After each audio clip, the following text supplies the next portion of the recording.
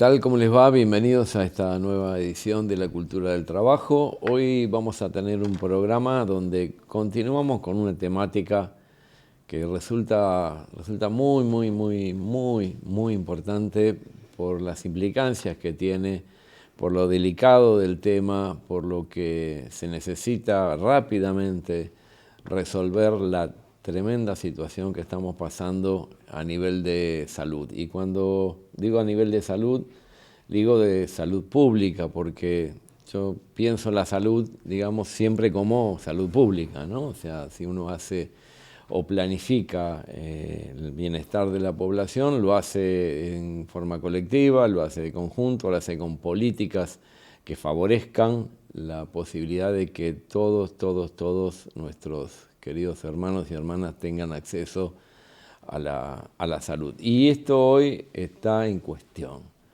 Cuando digo está en cuestión, siempre se cuestionó o hubo inconvenientes en relación a cómo podía funcionar un hospital, los problemas con las obras sociales, los problemas con las prepagas, bueno, temas que siempre estuvieron en el candelero, pero hoy la situación es realmente otra. Para poder interiorizarnos de esto, para que ustedes sepan cómo estamos y la necesidad de una solución urgente, de políticas contracíclicas, como se dice, ¿no? En forma urgente, tenemos con nosotros a la doctora Lilian Capone, compañera y secretaria de Prevención de la CTAT. ¿Cómo estás? Hola, Lilian? ¿qué tal? Gracias nuevamente. No, gracias a vos por estar. La verdad, un lujo tenerte como siempre y sobre todo sabiendo que hay profesionales que pueden explicar las cosas en forma clara, concisa, para que todos entendamos y para que la profesión sea como siempre un orgullo, ¿no? La profesión de médico sea un orgullo, porque es un orgullo Sí, poder resolver los problemas de la gente en un momento tan acuciante, ¿no? Siempre se presentan como una cuestión individual, pero son colectivas. Colectivas, totalmente. Y bueno, empezá por donde vos quieras, Liliana, por donde te parezca que es más significativo. En primer lugar, yo lo defino como un genocidio sanitario. Ah, bueno. Así. Fuerte. Muy fuerte. Es una bomba, pero es así.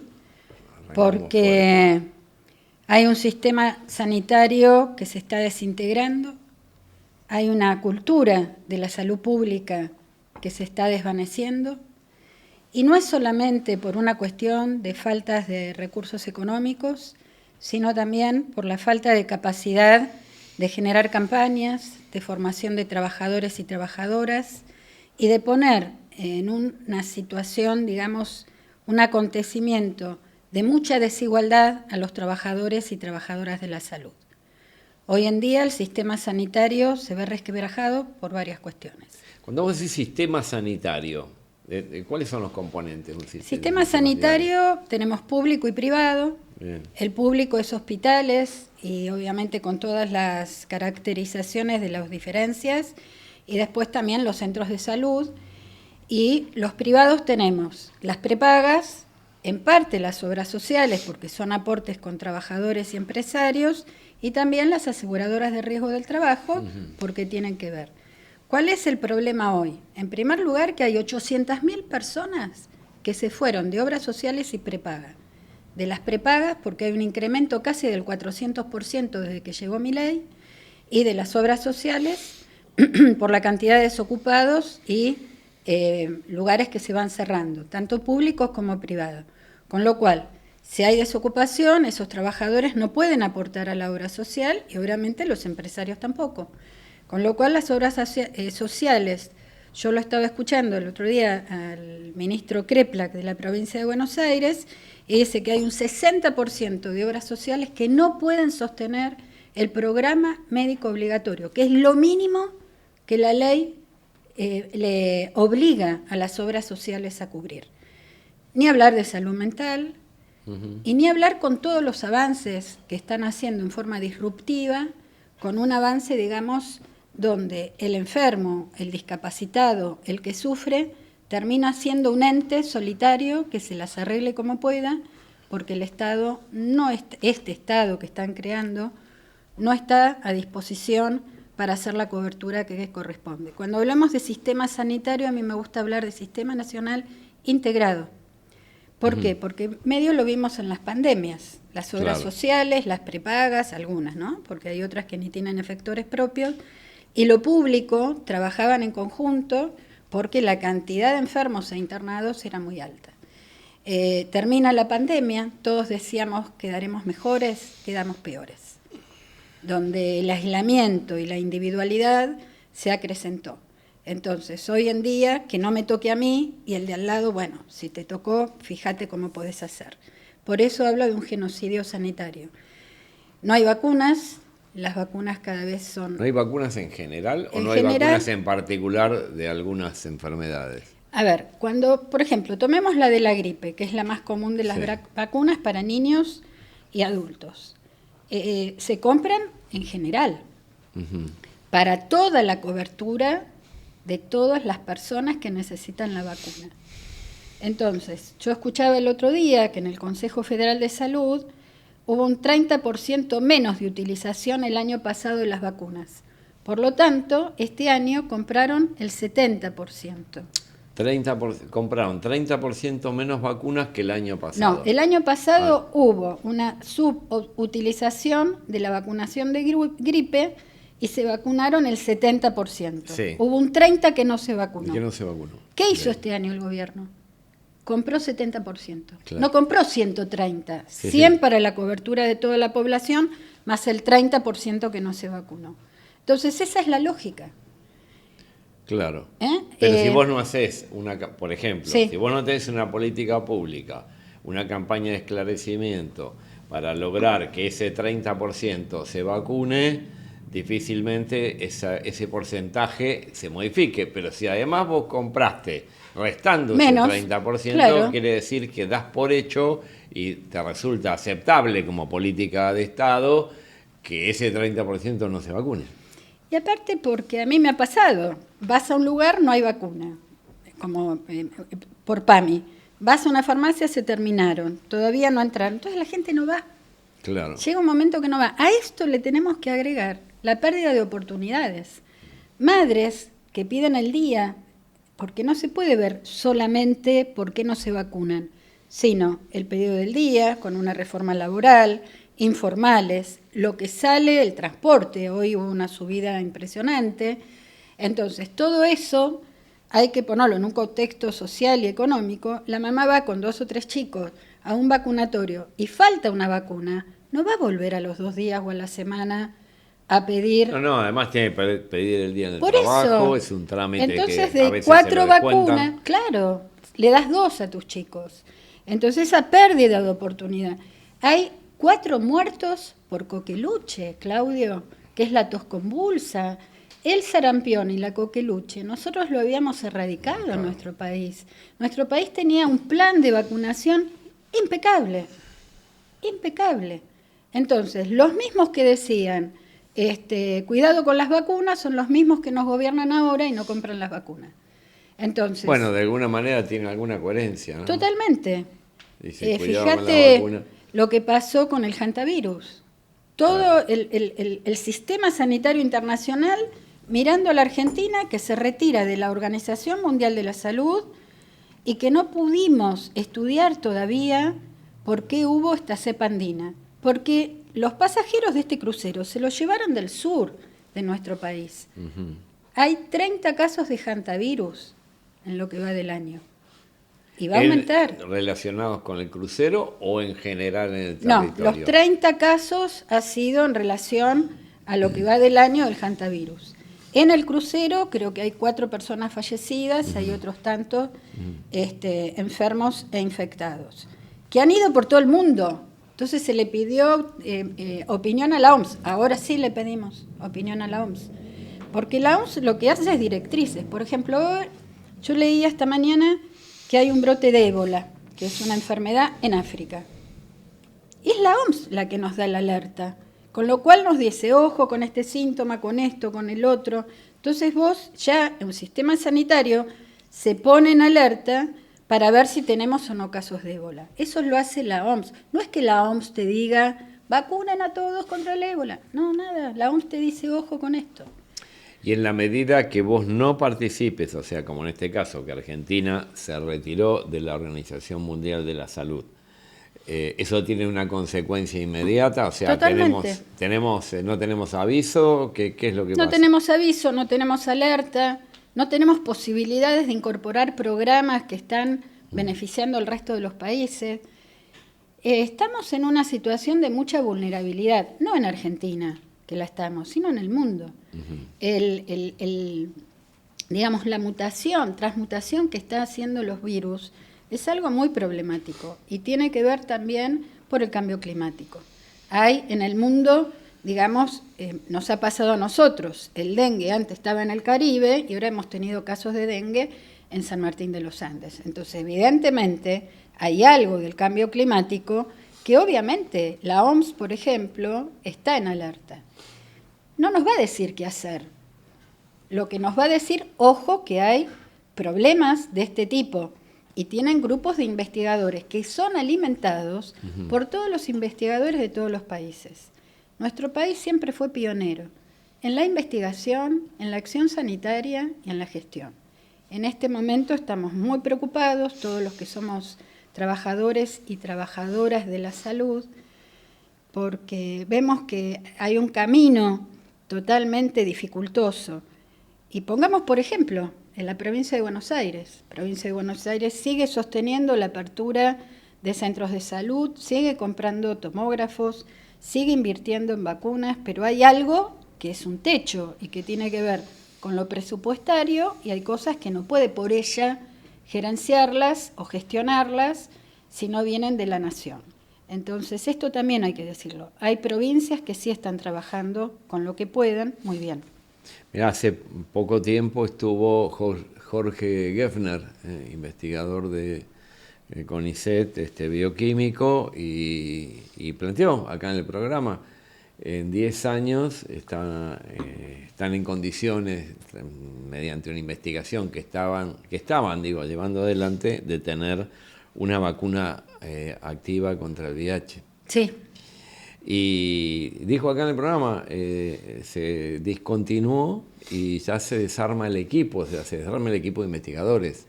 Esa investigación queda parada, ¿no? Y algo tan importante como una vacuna activa significa que se puede aplicar y dar resultado cuando ya tenés el virus, ¿no? Y es una lástima porque es también pérdida de oportunidades, de saberes, y todos esos conocimientos fueron construidos en la universidad pública. Claro. Por eso el desfinanciamiento de la universidad pública no es como muchos dicen, no, es un capricho. No, es parte de este programa de destrucción de nuestra soberanía y de nuestro conocimiento, de nuestra soberanía cognitiva. Nuestros profesionales, cuando cruzan el charco, como decimos nosotros, y vos lo sabés, son realmente profesionales muy requeridos, porque la universidad pública en Argentina es y sigue siendo un estandarte, lo mismo que el trabajo y lo mismo que la salud. No me quiero olvidar de hablar del Plan Remediar. El Plan Remediar cubre 20 millones de personas. 20 millones de personas. ¿Qué es el Plan Remediar? Es un programa donde el Estado provee a estas 20 millones de personas de tratamientos de medicación relacionada con la hipertensión, la diabetes, trastornos tiroideos, acompañamiento paliativo de cánceres, tuberculosis, analgésicos, todo lo que es gastrointestinal, todas las neumonías, todas las virosis, todas las bacterias. A ver, lo cerraron, dejaron poquito. La gente va a los hospitales y se va desesperada y llorando, ni hablar con la gente del PAMI, con lo que está pasando en el PAMI. Claro. Entonces, el problema no es el recurso humano, el problema es que este gobierno, lamentablemente, aunque fui dura al comentar, te pido disculpas, pero es así. No. Tiene un programa las cosas absolutamente pergeniado, o sea, no a los discapacitados, no a las personas con edad, no a las enfermedades crónicas. Hay enfermedades que son raras, Eso lo tiene que cubrir el Estado. En el mundo lo cubre el Estado. No se le da cobertura. Se cerró todos los programas de prevención de VIH, de tuberculosis y sífilis. Hay sífilis congénita. Se ha cerrado todos los programas de embarazo adolescente. ¿No es cierto? Cuando se está hablando que la baja de natalidad es por el aborto, por la ley del aborto, no se tiene ni idea cuándo se comenzó la baja de natalidad en el mundo, que tiene que ver en el 2014 con el avance de estos telefonitos, que lo están escribiendo en eso, y en realidad la ley del aborto fue en el 2020, o sea que no tiene nada que ver una cosa con la otra. Pero acá hay un embate cultural donde se dice que el aborto tiene que ver con la baja de natalidad. A ver, los que hemos tenido oportunidades de estar en Europa, no hay niños. No hay niños. Es una tendencia. Impresionante. No tiene nada que ver con que... Pero aparte es ridículo. Pero después de eso, fíjate vos, vas caminando por una... O sea, lo que ves son todas negocios de mascotas. Mascotas, porque los jóvenes prefieren tener mascota niños porque, y la verdad que como estamos viviendo, estamos complicados para tener hijos. Eso es verdad. Si no hay una perspectiva, o sea, si vos no tenés una perspectiva de vida, un desarrollo, y el mundo te resulta absolutamente amargo y cruel, es difícil en ese marco decir voy a traer chicos al mundo, ¿no? Y aparte porque se habla de la baja de natalidad, pero no se dice que aumentó un 35% la mortalidad infantil y también aumentó la mortalidad materna. ¿Esto en qué periodo? Ahora, este último tiempo, desde el año pasado. Entonces, cuando vos ves esos datos, decís, ¿pero por qué es? Y porque no hay medicación para trastornos de embarazo importantes, porque no hay seguimiento, las embarazadas les cuesta ir al centro de salud, o porque no tienen trabajo, o porque les cuesta por el tema del pasaje, o porque van al centro de salud y no pueden tener la atención requerida, porque no hay vacunas para esas embarazadas, porque no hay personal que pueda atender a esas embarazadas en muchos hospitales. El avance de estas políticas hace que haya, digamos, muchos profesionales que se van del ámbito público, no porque les paguen mejor en el privado, pero por lo menos no lo persiguen. Esto se vio en el Hospital Garrahan y también en el Hospital Laura Bonaparte.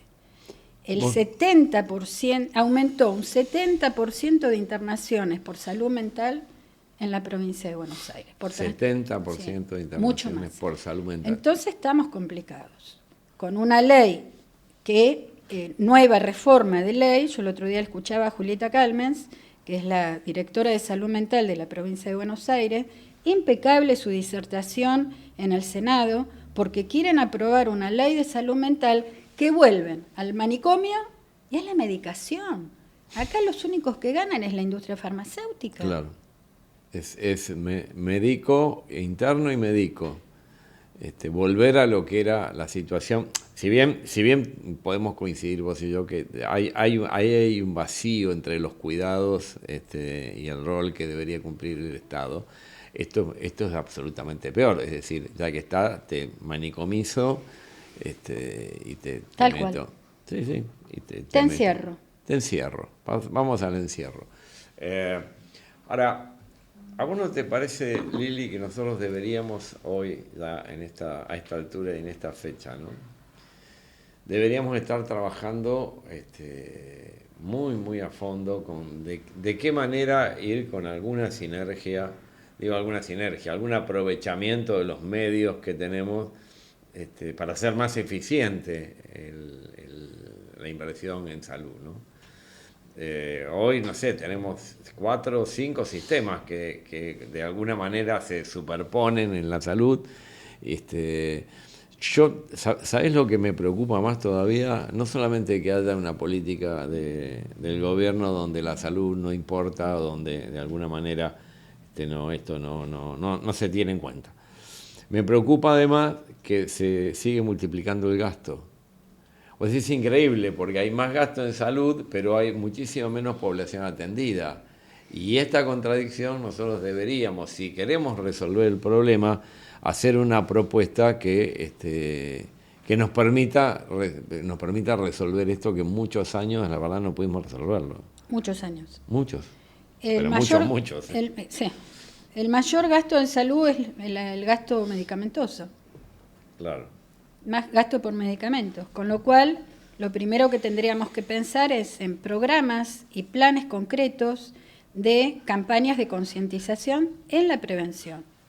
Porque una vez que el daño que ocurre el daño, hay que subsanarlo. Y eso sale mucho más caro que la prevención.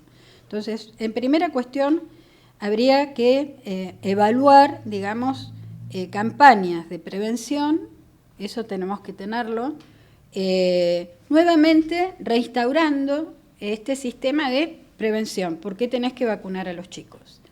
Obviamente. Pero vos tenés campañas de difusión y de promoción de la salud, que eso en este momento no está. Esa es una. Otra, una integración de los sistemas de los que es imprescindible. ¿Qué tiene uno? ¿Qué tiene otro? La cuestión no es tener tomógrafos cada 10 cuadras. Claro. Porque el tomógrafo sale muy caro, pero sí lo que hay que hacer es incrementar en la política de atención primaria de la salud. Esa política de atención primaria de la salud tiene que incorporar la pluriculturalidad de acuerdo a donde esté. Muchas veces en los pueblos, en los barrios, esto se vio en la pandemia, el saber de una persona que está y que tiene otros saberes tendría que ser adoptada también en la pluriculturalidad. Y pensar que la atención primaria es básica y a partir de ahí generar, suponte que tengas un problema gástrico. Bueno, si el médico lo considera, derivarlo a un especialista, pero que luego vuelva a la atención primaria de salud. Es la referencia y contrarreferencia, pero que el pensamiento medular sea desde ese médico de prevención, porque tienen otra lógica. Cuando uno sale de la facultad te enseñan a recetar. Claro. Y recetás de acuerdo a lo que la industria farmacéutica tenga en ese momento. Es impresionante. Pensemos que la industria farmacéutica, después de la armamentística creo que se dice, es la segunda, viene armamentos, finanzas y farmacéutica. Es decir, el poder que tiene en el mundo es impresionante. Fíjate lo que pasó en la guerra de las vacunas nuestras cuando fue lo del COVID. No querían la rusa, no querían la china y fue la que nos salvó la vida porque la Pfizer sería muy cara. Pero la gente que hoy dice no es necesario la vacuna, promovía la vacunación Pfizer. Entonces, tenemos promoción de la salud, difusión, el rol de la atención primaria de la salud y después un sistema integrado de salud, compras comunitarias, que no vaya cada uno a comprar, que haya una promoción. Y hay una ley en la provincia de Buenos Aires para promover la producción nacional de medicamentos. ¿Por qué? Porque nosotros compramos medicamentos de acuerdo a lo que diga la industria farmacéutica y no los que necesitamos nosotros. La producción nacional, pública, de medicamentos. Cuando hay medicamentos caros para enfermedades raras, es unificar en un registro e ir a comprar, como hizo el doctor Goyan cuando fue ministro de Salud, que fue a comprar a India una medicación para la hepatitis C que salía 100 veces menos de la que se podía adquirir acá. Eso es política de salud. Y también tenemos que ver que la política de salud es vivienda, salarios, género, alimentación. Hay un incremento del 35% de tuberculosis. ¿Y por qué? Porque no hay comida. No hay comida. No hay descentralización de los medicamentos y la gente no puede ir a los centros especializados. Entonces, la medicación ha disminuido. ¿Por qué? Porque han comprado menos. No hay previsión. No hay previsión. Acá se compra. Entonces cerraron los programas, echaron a la gente que sabe. Acá había gente que sabía muchísimo de VIH, de tuberculosis. Y son todas enfermedades prevenibles. VIH, sífilis, gonorrea, incrementado. ¿Por qué? De 7 millones de preservativos que tenía que repartir el Ministerio de Salud, hicieron 3, 4, ¿querés? Millones. Más los pibes que están con una problemática en los adolescentes, en los barrios, muy complicada, con un incremento de suicidio adolescente, que tampoco se habla de eso. Entonces me parece que cuando hablamos de salud, esto es un puzzle, tenemos que poner todas estas piecitas en la mesa y tener definiciones. ¿Qué es lo que ya hay que hacer? ¿Qué es lo que tenemos que hacer más adelante y qué es con el tiempo? ¿Qué es lo que está primero? ¿Qué es lo que está segundo? Y sobre todas las cosas, ¿hacia dónde queremos ir? ¿No? O sea, realmente, si lo que entendemos que la salud es salud pública, si lo que entendemos es que el Estado debe hacerse cargo por una cuestión de humanidad y de obligación, porque todo el mundo tiene derecho a la salud y el Estado tiene que estar presente en esa condición, pero además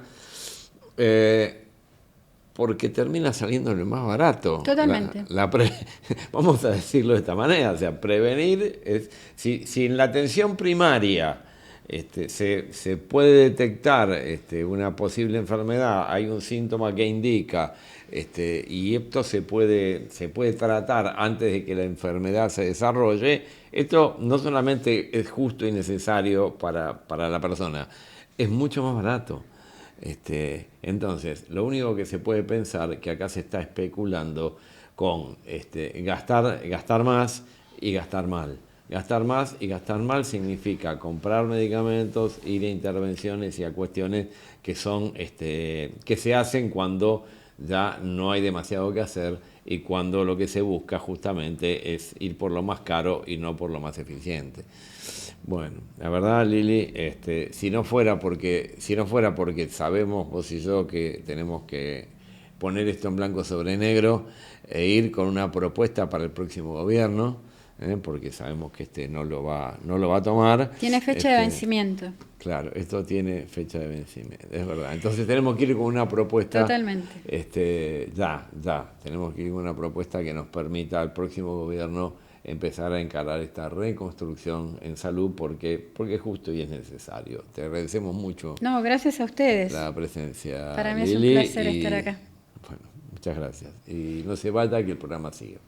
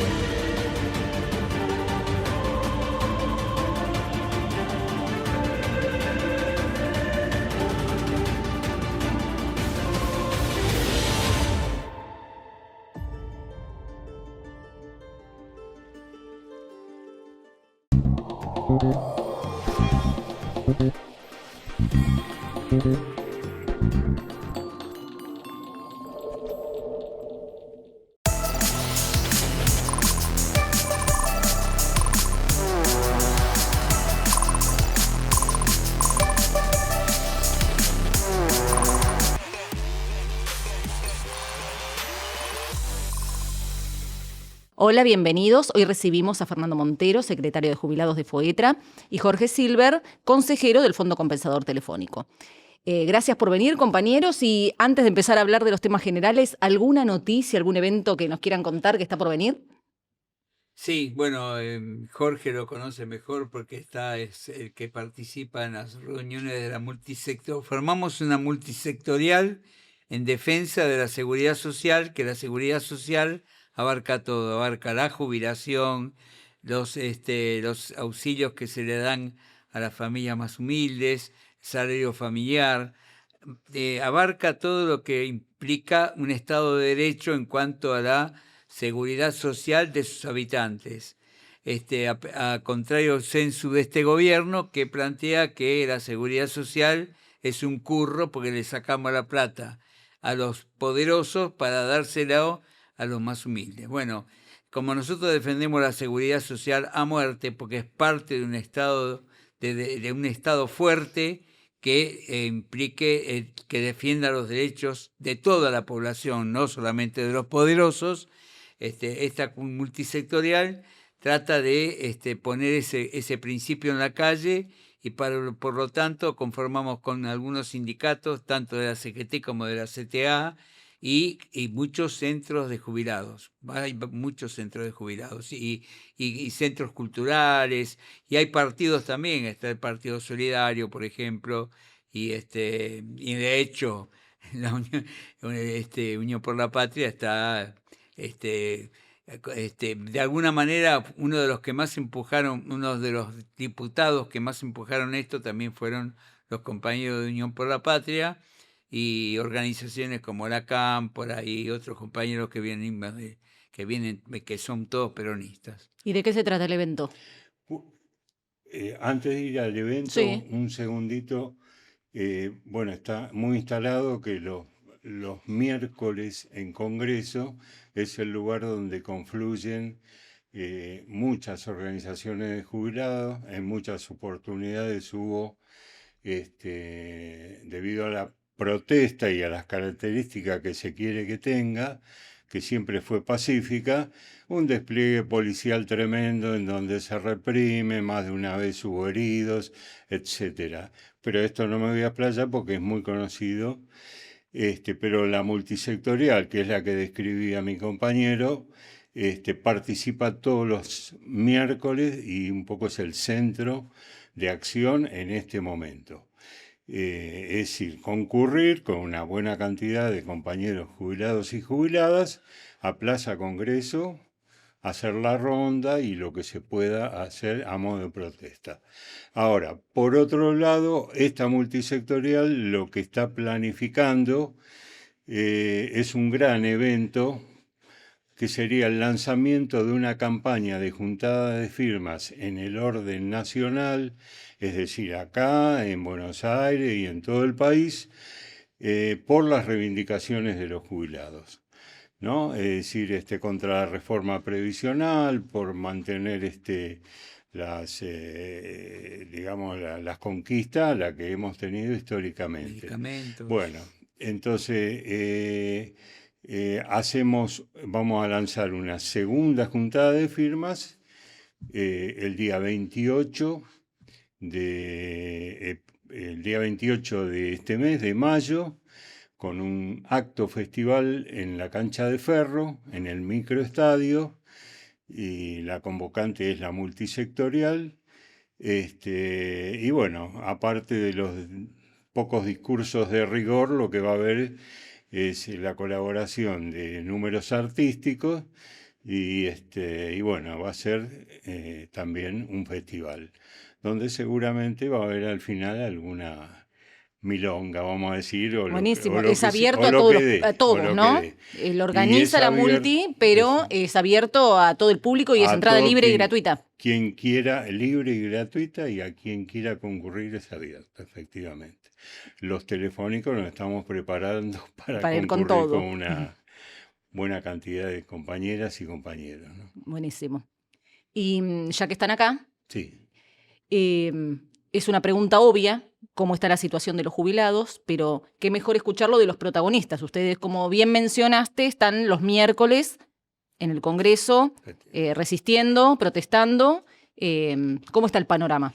Y el panorama está cada vez más difícil, cada vez peor.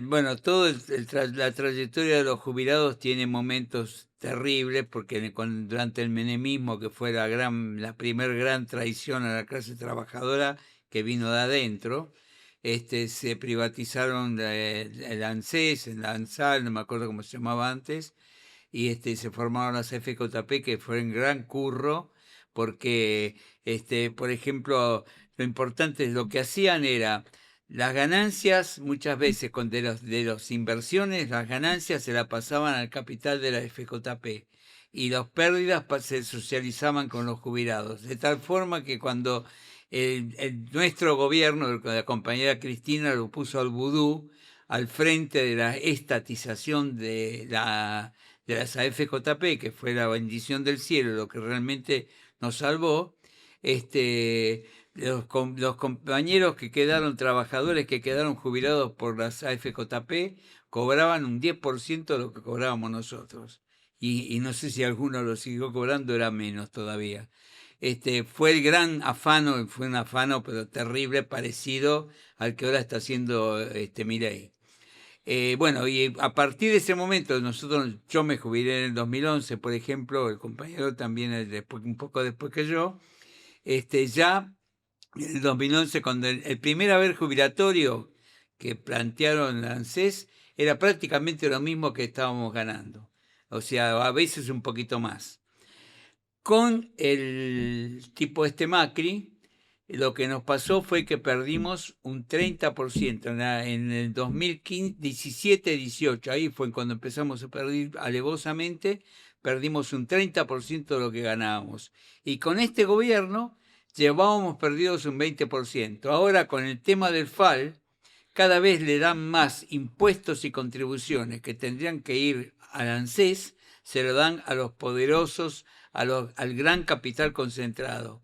En vez de favorecer a los compañeros que trabajando aportamos y demás, ahora se está, porque lo que pasa que desgraciadamente a partir de que se perdieron, que se le dio concesiones, o sea, subsidios, en definitiva, para no pagar más las contribuciones a muchas de las patronales, se les rebajó el importe por el que participaban en las contribuciones patronales, entonces fue perdiendo valor todo lo que se recaudaba por aportes y contribuciones, aportes de trabajadores y contribuciones patronales, entonces se pasó a ser del 70% que eran las contribuciones y aportes en la época de Cristina, pasó a ser el 30%, y el 30% que era lo que se pagaba de impuestos, se aportaba de impuestos y contribuciones y impuestos y tasas del Estado, o sea, el 70% era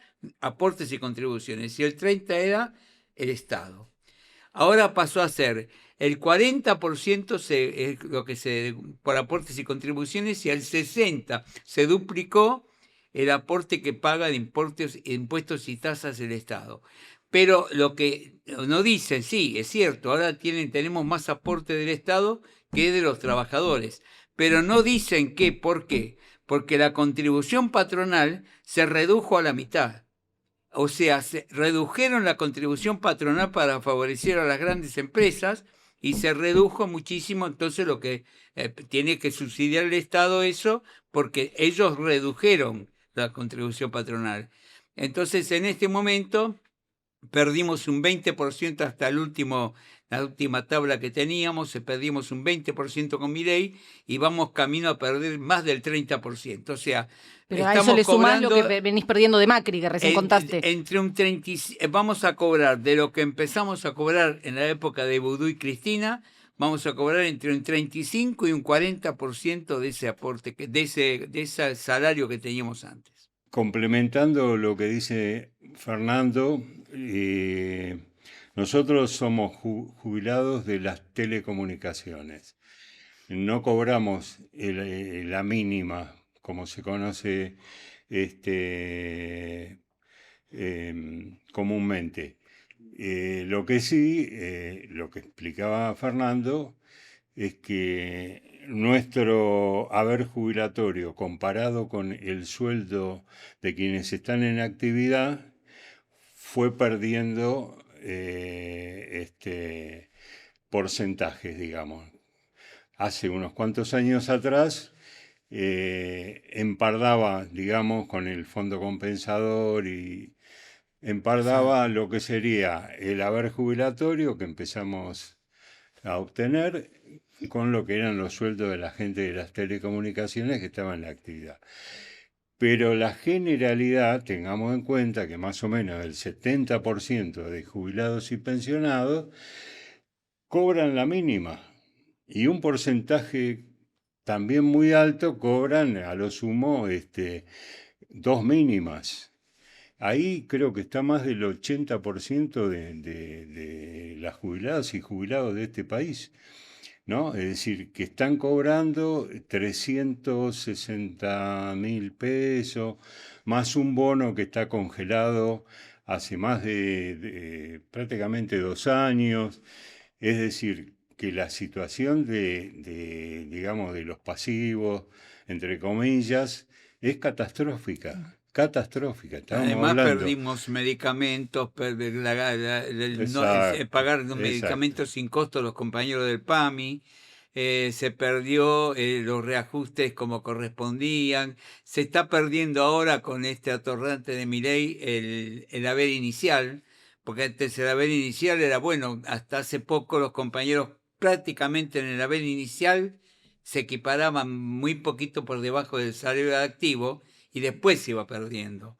Pero ahora, con el haber inicial que están proponiendo, prácticamente se destruye lo que es el salario de ANSES, porque va a ser, se está hablando de que va a ser la mitad de lo que se ganaba en actividad. Y además, desgraciadamente, el vaciamiento de la industria, porque acá hay una cuestión que nos emparda muchísimo con la lucha de los compañeros activos. El vaciamiento de la industria hace que se está apuntando a destruir el movimiento obrero. Entonces se vacía la industria y se vacía el elemento central del movimiento obrero, que eran los obreros industriales, el que permanentemente está en la producción. Todos somos importantes como trabajadores, pero apuntan al sector industrial, vaciar el sector industrial, vaciar la producción, vaciar la ocupación plena, vaciar el consumo. Y en definitiva, después de vaciar el consumo, vaciar las pymes, vaciar los comercios, vaciar al minorista, vaciarse al kiosco de la esquina, vaciar todo el país. Y entonces, ¿qué pasa? Después van a decir sí, que como tiene que pagar el Estado la jubilación, no la van a querer pagar más. Desgraciadamente, los compañeros, el pueblo tiene que darse cuenta que si seguimos en este camino que está planteando, que es un camino absolutamente genocida, la jubilación va a desaparecer. Prácticamente están desapareciendo. Bueno, compañeros, gracias por venir. Nos vemos en Ferro. Las noticias son... Ferro, pero agradecidos nosotros de poder un poco difundir un poco más la situación de la clase pasiva. Yo siempre digo entre comillas, sí. Porque no somos pasivos. Somos trabajadores jubilados. Exacto. Gracias.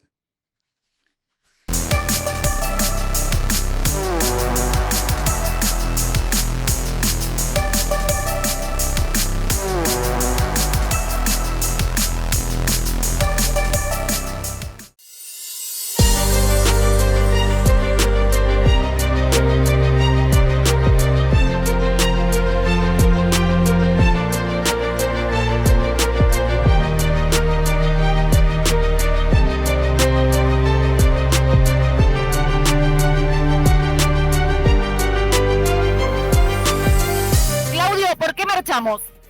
Estamos marchando en defensa de la universidad pública, de la educación pública en general, porque entendemos que es la única forma de generar un futuro promisorio para un país que tiene que desarrollarse, que tiene que ser más justo, más inclusivo. Y si no hay educación, si no hay formación de nuevos cuadros dirigentes, nuevos cuadros trabajadores especializados, si no se acompaña la evolución de la técnica, la evolución de las distintas herramientas, la verdad estamos en una condición absolutamente condenados a ser un país en atraso. Y cuando se está recortando el presupuesto para la educación pública, se está condenando al atraso a todo el país y condenando las futuras generaciones. Así que es vital que los gremios acompañemos esta movilización. Por eso estamos acá y por eso vamos a seguir estando en defensa de la educación pública y por sobre todas las cosas que el gobierno cumpla con la ley. Hoy el gobierno no cumple con la ley. ¿Por qué marchás? Bueno, yo marcho por la defensa de la universidad pública como primera generación de universitarios. Mi papá encargado de edificio, mi mamá empleada doméstica y yo abogado orgulloso de la UBA. Marcho por la educación pública, por la educación universitaria, por el financiamiento, para que sigamos teniendo la posibilidad de los trabajadores, los hijos de los trabajadores, de acceder a una educación que esté garantizada por el Estado, financiada por el aporte público y que sea pública, gratuita y de calidad. Principalmente marcho para defender la educación pública, para que se cumpla la ley de financiamiento y para que todas nuestras pibas, nuestros hijos, hijas de Telefónicas tengan un derecho de poder educarse y de poder ser alguien en el futuro. Me parece muy importante el mensaje que hoy demos acá en la calle. La Argentina es como pueblo por su educación pública de excelencia, así que hoy estoy acá por eso. Marcho porque para que se cumpla la ley ya votada en el Congreso, para que las universidades tengan el presupuesto que se necesita. Pero no solamente marcho por eso, marcho porque está en peligro la democracia. Porque si el Poder Ejecutivo no respeta lo que resuelve el Poder Legislativo y algo que es fundamental para la sociedad, que nuestros hijos, nuestros nietos tengan futuro, por eso marcho. Marcho para protestar en contra de las decisiones de este gobierno. Marcho porque la universidad pública es el futuro de todos los argentinos y porque es lo único que nos da a nosotros la posibilidad de poder ser mejores el día de mañana. Marcho para que se cumpla la ley de financiamiento de educación pública. Una vergüenza lo que está haciendo este gobierno en que haya una ley y no la cumpla. Por eso marcho. Estamos marchando porque sin universidad pública no hay futuro posible. Marcho en defensa de la universidad pública. En defensa de la educación pública y por una educación que nos convierta en un pueblo soberano nuevamente. Marcho para que se respete la ley de financiamiento universitario. Estoy marchando en defensa de la universidad pública. Marchamos por la defensa de la educación pública, marchamos por la defensa de nuestros derechos, marchamos porque este gobierno está llevando políticas de ajuste contra el pueblo y justamente es en las calles donde podemos dar vuelta a esto. Así que defender la educación, la salud en estos días también, vamos a marchar en defensa de la salud y en defensa de nuestro pueblo y nuestro derecho como trabajadores y trabajadoras. En defensa de la universidad pública. Bueno, estamos en la marcha universitaria por el derecho a la educación pública no arancelada y para que se cumpla con la ley de financiamiento votada y ratificada por el Congreso de la Nación. Marcho para que se cumpla la ley de financiamiento universitario. La marcha es acompañar hoy a los estudiantes para que se cumpla la ley de financiamiento educativo y que se cumplan todas las cosas que han dejado de cumplir, ¿no? Podemos sumar la discapacidad, en contra de la reforma laboral, digamos, motivos hay de sobra para estar hoy acá. La verdad que estamos con los compañeros de FOETRA, todos acá marchando en una jornada histórica en defensa de la educación pública y la universidad pública. Nosotros marchamos en defensa de la universidad pública y a favor de la ley que se votó en el Congreso y que no está reconociendo este gobierno.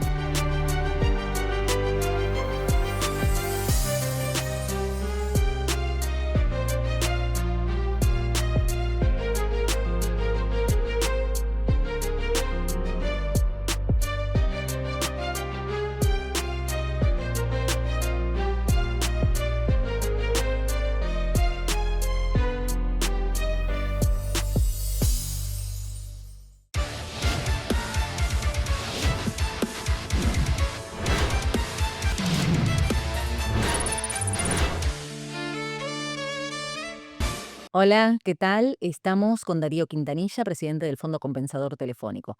Hola, Darío, Nati, un gusto estar contigo nuevamente. Darío, te pregunto, ¿en qué ejes están trabajando en conjunto el Fondo Compensador con la Concitel? Mira, la idea que surgió desde que se conformó la Concitel, creo que hay que marcar también la importancia de la conformación de la Concitel, porque unificó de alguna manera un viejo idea que tenía en su momento Osvaldo, ¿te acordás? De conformar esa gran confederación que permitiera, primero fue la MU, la Mesa de Unidad Sindical, y después conformar esta confederación para darle real eje a la unidad de todos los trabajadores de las telecomunicaciones, que es fundamental en este momento. La idea que trabajamos en este momento con Claudio Marín, que hoy es el presidente de la Concitel, ir de la mano en cada una de las actividades que pudiéramos desarrollar. Sabíamos que somos parte, cada una de los ejes que conforman la parte social y gremial de la familia de las telecomunicaciones, entonces lo que acordamos y creemos que era lo más positivo, trabajar mancomunadamente en un montón de desarrollos, de reuniones, de actividades que nos permitan ir con el eje también que nos planteábamos, cómo federalizábamos y cómo damos prioridad a la participación de los compañeros de cada una de las delegaciones, de la federación y de los distintos sindicatos. Hoy estamos trabajando mancomunadamente. Yo creo que más allá de la decisión del Consejo de Administración en el tema que tuvimos con la cautelar de una de las empresas el año pasado, un tema muy duro, la Concitel y Claudio fueron fundamentales también en el apoyo que nos dieron como para llegar al acuerdo que llegamos para que el fondo realmente pueda marcar un nuevo eje de administración y de previsibilidad en cómo llevar adelante cada una de las prioridades que tiene. O sea que creo que hoy Fondo Compensador y Concitel son hermanos de sangre que realmente están trabajando fuertemente para la unidad de los trabajadores de la telecomunicación, y el fondo somos todos, la Concitel somos todos, es un poco el eje que nosotros manejamos. Gracias.